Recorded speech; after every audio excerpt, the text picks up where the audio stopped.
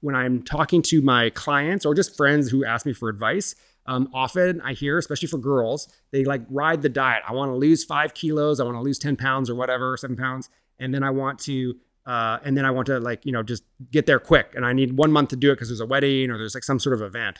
And I'm like, that's the wrong way to think about it. The correct way to think about it is, can you create you have an outcome that you want, like a certain aesthetic, a certain lifestyle capability. Let's say, like, for me, it's like, I want to be able to run a kilometer and not die, or if a car is coming, I want to be able to jump out of the way quick, or, if I got to, fight in line for the last piece of pizza, like I want to be robust enough to, get to the front or whatever, So I have a certain goal in mind, and then I structure my sleeping, eating, and workout structure to fit the goal. But it has to be structured in a way that I can do that forever, or else there's essentially no point, unless I'm training for something very specific. But if you're just like me, like you just want to maintain, you want to be generically fit, you want to have a couple abs when you're at the beach, like that kind of thing, you want to have a structure that gets you to it. So for example, if I'm overweight, and using me as an example, I'm overweight, I want to be, let's say, more lean, or I want to have a certain aesthetic, I'm just going to start to customize. I'm going to pull the levers to see if I can pull myself down to that ideal body frame. And I'm going to kind of test that out.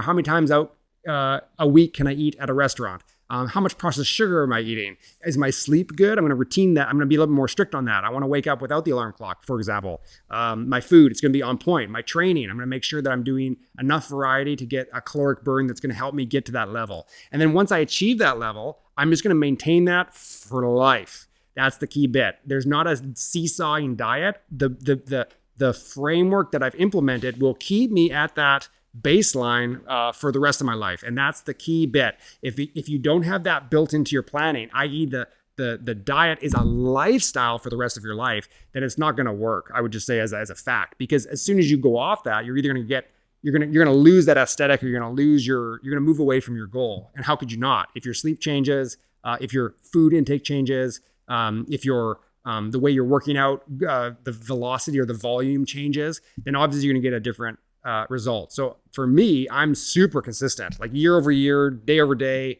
I rarely go out. I rarely eat bad processed food. And that to me is worth it, because I'm pretty vain. I want to look good.